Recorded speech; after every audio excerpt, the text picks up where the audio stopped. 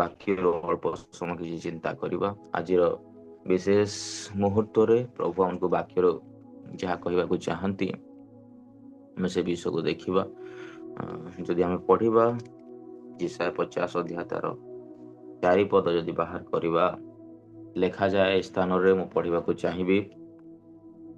50 ଅଧ୍ୟାୟରେ 4 ପଦରେ ଲେଖାଯାଏ, ମୁଁ ଯେପରି କ୍ଳାନ୍ତ ଲୋକକୁ ବାକ୍ୟ ଦ୍ୱାରା ସୁସ୍ଥିର କରିପାରିବି, ଏଥିପାଇଁ ପ୍ରଭୁ ସଦାପ୍ରଭୁ ମୋତେ ଶିକ୍ଷିତ ଲୋକମାନଙ୍କର ଜିହ୍ୱା ଦେଇଅଛନ୍ତି। ସେ ପ୍ରତି ପ୍ରଭାତ ଜାଗ୍ରତ କରାନ୍ତି, ଶିକ୍ଷିତ ଲୋକ ପରି ଶୁଣିବା ପାଇଁ ସେ ମୋହର କର୍ଣ୍ଣ ଜାଗ୍ରତ କରାନ୍ତି।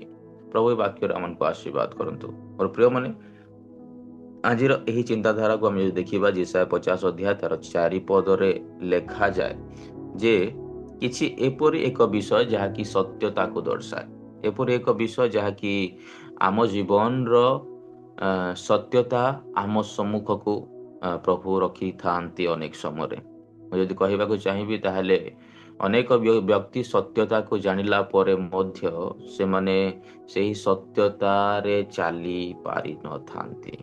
ତ ପ୍ରୋବ୍ଲେମ୍ ଇଜ୍ ଦ୍ୟାଟ୍ ଅନେକ ଲୋକମାନେ ଆମମାନଙ୍କୁ ସେହି ଅନ୍ଧକାରକୁ ଦେଖାଇଥାନ୍ତି। ଓକେ, ଆମେ ବିଗତ ଦିନମାନଙ୍କରେ ମଧ୍ୟ ବାକ୍ୟରେ ଅନେକ ବିଷୟକୁ ଶିଖୁଥିଲା। ଆଉ इस स्तर में गोटे इलस्ट्रेशन रखा चाहिए। जैसे कि क्या होता है ना, कुछ साफ विषय होता है, सत्यता होता है, सत्यता थाए, किंतु सत्यता को जानिला परे मध्य गोटे व्यक्ति जदि से विषय को से जानी पारो नाही बा से विषय को से अपना जीवन रे लगे पारो नाही, ताहले निश्चित भाव रे आमे जानिबा जे से होइतो पारे से व्यक्ति देखी पारू नाही, होइतो पारे से व्यक्ति माने से विषय को बुझी पारू नाही, आ होइतो पारे से विषय को से जानी नाही जे सत्यता वास्तव रे कोन अटे। ओके, से विषय को से जानी पार नाही। तो कौन कहा जाउची 4 रे, मु जेपरि क्लांत लोक को वाक्य द्वारा सुस्थिर करि पारिबी। फर्स्ट विषय, गोटे व्यक्ति को आमे माने कौन करछु, एनकरेज करूछु। गोटे व्यक्ति को आमे कौन करूछु, ताको शिक्षा दउछु जे आमे किपरि भावरे से दुर्बल लोक को सबल करि पारिबा। ओके, आमे गोटे दुर्बल लोक को सबल करूछु। देन कहा जाउची, एथिपाई प्रभु सदा प्रभु मते शिक्षित लोक मानकर जिह्वा देई अछंती। को जिह्वा देई अछंती? आ मानकु अशिक्षितर जिह्वा देई नांती लेखा जायने।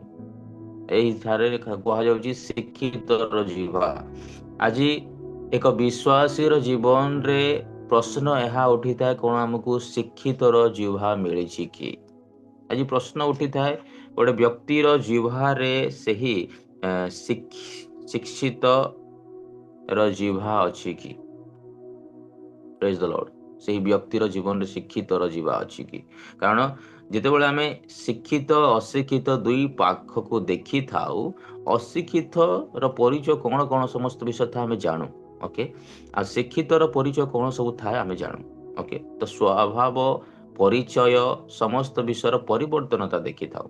वाक्य रे लेखा जाए, जो माने सुनिबा पूर्व उत्तर दियंती, they are very different person. Okay, पुणी कहा जाए वाक्य रे जे जो माने अनेक कथा कहती तांगर मध्य रे कौन थाए, असार कथा जो माने कहती। तो शिक्षित और अशिक्षित मध्य रे यदि पार्थक्य देखिबा, ए स्थान रे गोटे विषय को हम हाईलाइट करि पाबा, जोटा कि मैच्योरिटी बोली कहा जाए। ओके, से माने ईश्वरंकर वाक्य रे, ध्यान रे, धार्मिकता रे, आचरण रे से निजको परिपक्व करू अछंती। आ जेतेबेले गोटे व्यक्ति परिपक्व करि थाए निजको, से अनेक सत्यता को जानि थाए। ओके, तो कहा जाउची जे प्रभु आम मानकु कोन दिया जाइछि। मु पुणी थरे पढ़ी देबाकू चाहिबी आपनक पई। मु जेपरि क्लांत लोक को वाक्य द्वारा सुस्थिर करि पारिबी, एथिपाई प्रभु सदा प्रभु मते शिक्षित लोक मानकर जिह्वा देई अछंती। केबे भी कौनसी व्यक्ति को डिस्करेज करने प्रभु आमको माने इंडिकेट करती नहीं, बा कौनसी व्यक्ति को आपण तल को नीचा देखेब बोली केबे मध्य वाक्य प्रकाश करे नहीं। सदा सर्वदा एक उत्साहर वाक्य गोटे धार्मिकर जीवन रे बा विश्वासीर जीवन रे, प्रभु को जानिथिबा व्यक्तिर जीवन रे रहिबा कथा। आइदर जदि आपणकर सम्मुखर व्यक्ति हारुछि, आइदर आपणकर सम्मुखर व्यक्तिर जीवन रे दुर्बलता अछि, ମଳିନତା ଅଛି, ତଥାପି ମଧ୍ୟ ଆମ ଜୀବନରୁ ସେହି ବ୍ୟକ୍ତିକୁ ଏନକରେଜ ମିଳିବା ଛଡ଼ା ଆଉ କିଛି ନ ମିଳିବା କଥା। ଆମ ସମ୍ମୁଖର ବ୍ୟକ୍ତି ଯଦି କୌଣସି ବିଷୟ ତାକୁ ଶିଖିବାକୁ ପଡୁଛି, ସେ ଭୁଲ ବି କରୁଛି, ଠିକ ଅଛି, ତୁମେ ଖରାପ କଲ ବୋଲି ନ କହିବା ସେଟା ମୁଁ କହୁନାହିଁ, କିନ୍ତୁ ଆମେ କେବେ ମଧ୍ୟ ଡିସ୍କରେଜ କରିବା ନାହିଁ। ଜାଣି ରଖନ୍ତୁ, ଯେତେବେଳେ ଗୋଟେ ବ୍ୟକ୍ତିକୁ ଆମେ ଡିସ୍କରେଜ କରିଥାଉ ବା ତାକୁ କହିଥାଉ ଯେ ତୁମର ଦ୍ୱାରା ହେବ ନାହିଁ ବୋଲି, ଆମେ ସେ ବ୍ୟକ୍ତିକୁ ତଳକୁ ପକଉଛୁ, ତାକୁ ଉଠିବାକୁ ଦେଉନାହୁଁ। ତାହା ଅଶିକ୍ଷିତର ପରିଚୟ ବୋଲି କୁହାଯାଏ।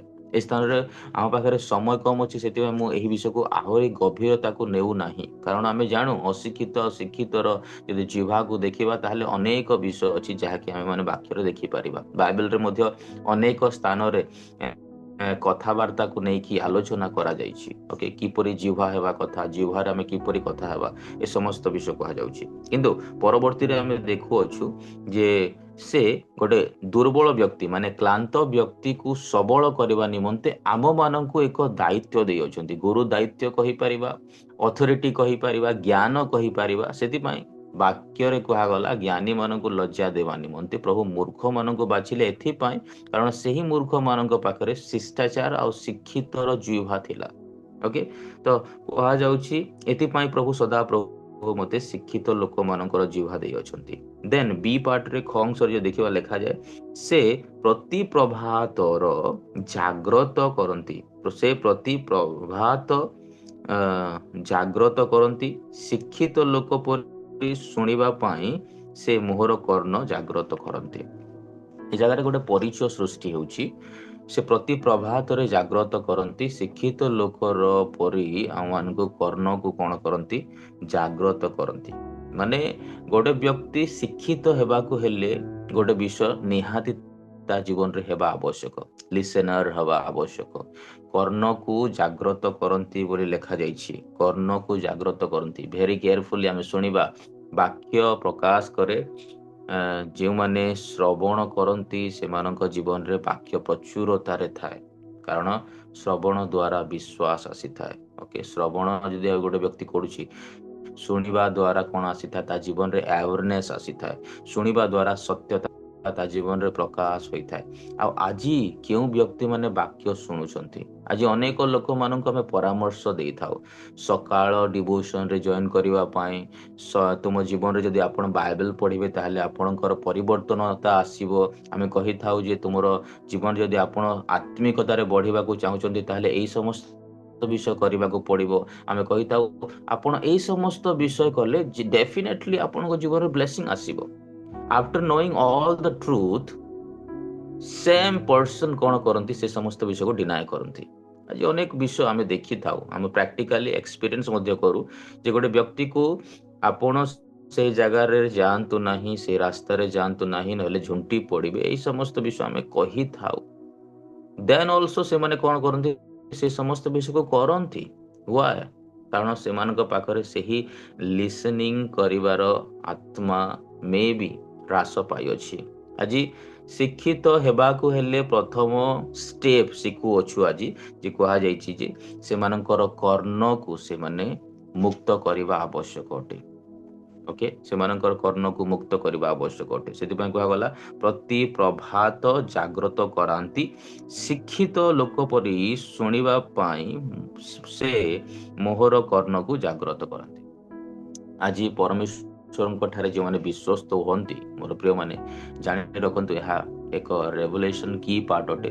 ଯଦି ଆମେ ପରମେଶ୍ୱରଙ୍କର ଦୃଷ୍ଟିରେ ବା ପରମେଶ୍ୱରଙ୍କ ସହିତ ଜାଗ୍ରତ ରହିବା, ତାହେଲେ ଶିକ୍ଷିତ ରହିବା, ତାହେଲେ ସେ ଆମମାନଙ୍କର କର୍ଣ୍ଣକୁ ମୁକ୍ତ କରିବେ। ଆଜି ଏପରି କୌଣସି ବ୍ୟକ୍ତି ଜଗତରେ ଅଛନ୍ତି ଯେଉଁମାନଙ୍କର କାନ ନଥିବ, କର୍ଣ୍ଣ ନଥିବ, ଆଉ ସେମାନେ ଜନ୍ମ ହୋଇଥିବେ। ମେ ବି ଡିସେବଲ ଶିଶୁମାନେ ଯେତେବେଳେ ଜନ୍ମ ହୁଅନ୍ତି କେତେ ଜଣଙ୍କର କୌଣସି ଅଙ୍ଗ ମିସିଂ ଥାଏ, କିନ୍ତୁ 99% ଲୋକଙ୍କର କର୍ଣ୍ଣ ଅଛି। ଆଉ ସେଇ କର୍ଣ୍ଣ ଥିବା ବ୍ୟକ୍ତିମାନଙ୍କ ମଧ୍ୟରେ ଅନେକ ଲୋକଙ୍କର କର୍ଣ୍ଣ ଥାଇ ମଧ୍ୟ ଆତ୍ମିକତାର ଦୃଷ୍ଟିରେ ଯେତେବେଳେ ଆମେ ଦେଖିବା, ସେମାନେ ଈଶ୍ୱରଙ୍କର ରବ ଶୁଣିପାରନ୍ତି ନାହିଁ। ଈଶ୍ୱରଙ୍କୁ ଜାଣିବା ଯଥେଷ୍ଟ ନୁହେଁ, କିନ୍ତୁ ଈଶ୍ୱରଙ୍କର ରବ ଶୁଣିବା ତାଠୁ ବେଶୀ ଅଧିକ ମୂଲ୍ୟବାନ ବିଷୟ ଅଟେ। ଆଜି ଈଶ୍ୱରଙ୍କର ରବ ଶୁଣିବାକୁ ହେଲେ ଆପଣା କର୍ଣ୍ଣକୁ ମୁକ୍ତ କରିବାକୁ ପଡ଼ିବ। ତାହା ସହିତ ଆପଣଙ୍କର ଗୋଟେ କ୍ୟାରେକ୍ଟରକୁ ପରିବର୍ତ୍ତନ କରିବାକୁ ପଡ଼ିବ, ଯାହାକି ଶିକ୍ଷିତ ବୋଲି କୁହାଯାଉଛି। ଈଶ୍ୱରଙ୍କ ସହିତ ଯଦି ଆମେ ବିଶ୍ୱସ୍ତ ରହିବା ତାହେଲେ ସେ ଆମମାନଙ୍କ ପ୍ରତି ବିଶ୍ୱସ୍ତ ରହିବେ। ଆଉ ନିଶ୍ଚିତ ଭାବରେ ଆମମାନଙ୍କର ସହିତ ତାଙ୍କର ସତ୍ୟତାକୁ ସେ ପ୍ରକାଶ କରିବେ। ଏହି ପଦ ଯୋଉ ଆମେ ପଢୁଛୁ, ଆଉ ଏହି ପଦରେ ଏକ ଏପରି ବିଷୟ କୁହାଯାଉଛି ଯୋଉଟାକି ପ୍ରତି ପ୍ରଭାତରେ ଜାଗ୍ରତ କରାନ୍ତି। Means what? ତାହା କ'ଣ? ପ୍ରତି ପ୍ରଭାତରେ ଜାଗ୍ରତ କରାନ୍ତି। ଡେଫିନେଟଲି ବୁଝିବାକୁ ଯଦି ଯିବା ତାହେଲେ ପ୍ରଭାତ ସମୟ ଏପରି ଏକ ସମୟ ଯାହାକି ଆପଣ ଫ୍ରେଶ ଥିବେ, ଆପଣଙ୍କର ମାଇଣ୍ଡ ଫ୍ରେଶ ଥିବ, ଆପଣଙ୍କର ପ୍ରତ୍ୟେକ ବିଷୟ ଫ୍ରେଶ ଥିବ। ଓକେ, ଆର୍ଲି ମର୍ଣ୍ଣିଂ ସବୁଠୁ ପ୍ରଥମରେ ଯଦି ଆପଣ ପ୍ରଭୁଙ୍କ ସହିତ ସମୟ କାଟୁଛନ୍ତି, ସେହି ପ୍ରଭାତ ଆପଣଙ୍କ ପାଇଁ ଗୋଟେ ବ୍ଲେସିଂ ନେଇକି ଆସିବ। ସେହି ପ୍ରଭାତ ଆପଣଙ୍କ ପାଇଁ ଗୋଟେ ଏପରି ଏନଲାଇଟମେଣ୍ଟ ନେଇକି ଆସିବ ଯାହାକି ଏକ ଆଲୋକ ସଦୃଶ ଆପଣଙ୍କ ଜୀବନରେ କର୍ଣ୍ଣପାତ କରିବ। ବାକ୍ୟକୁ ଧ୍ୟାନ କରିବା ଆମମାନଙ୍କ ଜୀବନରେ କର୍ଣ୍ଣକୁ ଖୋଲିବା ଅଟେ। ବାକ୍ୟକୁ ଧ୍ୟାନ କରିବା ଆମମାନଙ୍କ ଜୀବନରେ ଜ୍ଞାନକୁ ଉନ୍ମୁକ୍ତ କରିବା ଅଟେ। ବାକ୍ୟକୁ ଧ୍ୟାନ କରିବା, ପ୍ରଭୁଙ୍କ ସହିତ ସମ୍ପର୍କ ସ୍ଥାପନ କରିବା ହେଉଛି ଆମେ ଅନ୍ୟମାନଙ୍କ ପାଇଁ କୌଣସି ବିଷୟକୁ ପ୍ରସ୍ତୁତ କରୁଛୁ। ଆଜି ଯଦି ଆମେ ଈଶ୍ୱରଙ୍କ ଠାରେ ଅଛୁ, ଡେଫିନେଟଲି ଏହି ପଦ ଆମମାନଙ୍କ ପାଇଁ ଅଟେ। ମୁଁ ପୁଣି ଥରେ ପଢିଦେବାକୁ ଚାହେଁ ଯିଶାୟା 50 ଅଧ୍ୟାୟ ତାର 4 ପଦରେ ଲେଖାଯାଏ, ମୁଁ ଯେପରି କ୍ଲାନ୍ତ ଲୋକକୁ ବାକ୍ୟ ଦ୍ୱାରା ସୁସ୍ଥିର କରିପାରିବି, ଏଥିପାଇଁ ପ୍ରଭୁ ସଦା ପ୍ରଭୁ ମୋତେ ଶିକ୍ଷିତ ଲୋକମାନଙ୍କର ଜିହ୍ୱା ଦେଇଅଛନ୍ତି। ସେ ପ୍ରତି ପ୍ରଭାତ ଜାଗ୍ରତ କରାନ୍ତି। ଶିକ୍ଷିତ ଲୋକ ପରି ଶୁଣିବା ପାଇଁ ସେ ମୋହର କର୍ଣ୍ଣକୁ ଜାଗ୍ରତ କରାନ୍ତି। ପ୍ରଭୁ ଏ ବାକ୍ୟରେ ଆମମାନଙ୍କୁ ଆଶୀର୍ବାଦ କରନ୍ତୁ। ଆସୁ ପ୍ରାର୍ଥନା କରିବା ଆଜିର ଏହି ଦିନ ପାଇଁ, ଏହି ସମୟ ପାଇଁ, ଆଉ ଏହି ବାକ୍ୟ ପାଇଁ। ନିଶ୍ଚିତ ଭାବରେ ପ୍ରଭୁ ଆଜି ଆମମାନଙ୍କ ଜୀବନରେ ଯାହା କିଛି ମଧ୍ୟ ଶିକ୍ଷା ଦେଲେ, ଏହି ଶିକ୍ଷାକୁ ଆପଣ ହୃଦୟରେ ରଖି ଅନ୍ୟମାନଙ୍କ ସହିତ ଯେପରି ଆମେ ବିତରଣ କରିପାରିବା, ସତ୍ୟତାକୁ ଜାଣିପାରିବା ଆଉ ଅନ୍ୟମାନଙ୍କୁ କହିବା, ଏହି ପ୍ରାର୍ଥନା କରୁ। ପ୍ରଭୁ ଧନ୍ୟବାଦ ଦେଉଅଛୁ, ଧନ୍ୟବାଦ ଦେଉଅଛୁ ପ୍ରଭୁ ସେହି କର୍ଣ୍ଣ ପାଇଁ, ସେହି ଆତ୍ମା ପାଇଁ ପ୍ରଭୁ, ସେହି ଜ୍ଞାନ ପାଇଁ ପ୍ରଭୁ। ଆଜି ଯଦି ଆମେ ଯେଉଁ ବ୍ୟକ୍ତିମାନଙ୍କୁ ସାହାଯ୍ୟ କରିବାର ମନ ରଖିବା ନାହିଁ ପ୍ରଭୁ, ନିଶ୍ଚିତ ଭାବରେ ଆମେ ବିଶ୍ୱକୁ ପ୍ରଭୁ ପ୍ରାର୍ଥନା କରୁଅଛୁ ଆଜିର ଏହି ସମୟ ତୁମର ଅଟେ ପ୍ରଭୁ। ଏହି ସମୟରେ ପ୍ରଭୁ, ଏହି ପ୍ରାତଃ କାଳରେ ପ୍ରଭୁ ତୁମେ ଯାହା କିଛି ଆମମାନଙ୍କୁ ଶିକ୍ଷା ଦେଲ ପ୍ରଭୁ, ସେ ସମସ୍ତ ବିଷୟ ମଙ୍ଗଳର ହୋଇ ପ୍ରଭୁ। ଆଉ ତୁମେ କହିଅଛ ଯଦି ତୁମେ ପ୍ରାର୍ଥନାରେ ମାଗୁଅଛ, କରୁଅଛ, ଚିନ୍ତା ମଧ୍ୟ କରୁଛ, ତାହା ନିଶ୍ଚିତ ଭାବରେ ସଫଳ ହେବ ବୋଲି। ପ୍ରଭୁ ଆଜି ଏହି ପ୍ରଭାତରେ ପ୍ରଭୁ ତୁମେ ଯଦି ଆମମାନଙ୍କର ସହବର୍ତ୍ତୀ ହେଲ ଆଉ ଆମମାନଙ୍କୁ ପ୍ରଭୁ ସେ ଶିକ୍ଷିତର ଚିନ୍ତାଧାରା ଦେଲ ପ୍ରଭୁ, ନିଶ୍ଚିତ ଭାବରେ ପ୍ରଭୁ ଆମେ ସେ ସମସ୍ତ ବିଷୟକୁ ବୁଝିବା ଆବଶ୍ୟକ ଅଟେ। Thank you Jesus for everything. ଧନ୍ୟବାଦ ଦେଉଅଛୁ ପ୍ରତ୍ୟେକ ବିଷୟ ପାଇଁ ପ୍ରଭୁ ଯାହା ତୁମେ ଆମମାନଙ୍କ ଜୀବନରେ କରିଅଛ। ପ୍ରାର୍ଥନା କରୁ ପ୍ରଭୁ ଆଜିର ବାକ୍ୟ ଦ୍ୱାରା ଆମେ ଯାହା କିଛି ମଧ୍ୟ ଶିଖିଲୁ ପ୍ରଭୁ, ତାହା ଯେପରି ଅନ୍ୟମାନଙ୍କ ସହିତ ବିତରଣ କରି ପ୍ରଭୁ ତୁମର ପ୍ରେମକୁ ଆମେ ଆଗକୁ ନେଇପାରିବୁ। କାରଣ ଯଦି ତୁମେ ଶିକ୍ଷିତ ଅନ୍ତଃକରଣ ଆଉ ଚିନ୍ତାଧାରା ଦେଉଅଛ, ତାହା ଅନ୍ୟମାନଙ୍କର ଝୁଣ୍ଟିବାରୁ ଆମେ ମୁକ୍ତ କରୁଅଛୁ ପ୍ରଭୁ। ଅନ୍ୟମାନଙ୍କୁ ଗାତରେ ପଡ଼ିବା ସମୟରେ, ପାପରେ ଲିପ୍ତ ହେବା ସମୟରେ ଯାହା କିଛି ମଧ୍ୟ ସେମାନେ ରଙ୍ଗ ରୁଟ୍ରେ ଯାଉଛନ୍ତି ପ୍ରଭୁ, ଆମେ ସେମାନଙ୍କୁ ରାଇଟ୍ ରୁଟ୍ରେ ଆଣିବାକୁ ପ୍ରୟାସ କରିବୁ। ସେଥିପାଇଁ ତୁମେ ଆମକୁ ମନୋନୀତ କରିଅଛ ପ୍ରଭୁ। ଆଉ ସେଥିପାଇଁ ଆମେ ଧନ୍ୟବାଦ, ପ୍ରଶଂସା, ସ୍ତୁତି କରୁଅଛୁ ଏହି ସମୟରେ ପ୍ରଭୁ। Thank you Jesus for everything. ପ୍ରଭୁ ଧନ୍ୟବାଦ ଦେଉଅଛୁ ଏହି ସମୟ ପାଇଁ, ଧନ୍ୟବାଦ ଦେଉଅଛୁ ଏହି ମୁହୂର୍ତ୍ତ ପାଇଁ ପ୍ରଭୁ। ଆମେ ଯେତେ ଜଣ ମଧ୍ୟ ଯୋଡ଼ିଛୁ ପ୍ରଭୁ, ପ୍ରତ୍ୟେକଙ୍କୁ ତୁମେ ଆଶୀର୍ବାଦ କରିଅଛୁ ବୋଲି ଧନ୍ୟବାଦ ଦେଉଅଛୁ। ପ୍ରାର୍ଥନା ଶୁଣିଲ, ଉତ୍ତର ଦେଲ ବୋଲି ଧନ୍ୟବାଦ ଦେଇ ଯୀଶୁଙ୍କ ନାମରେ ମାଗୁଅଛୁ। ଆମେନ୍, ଆମେନ୍, ଆମେନ୍।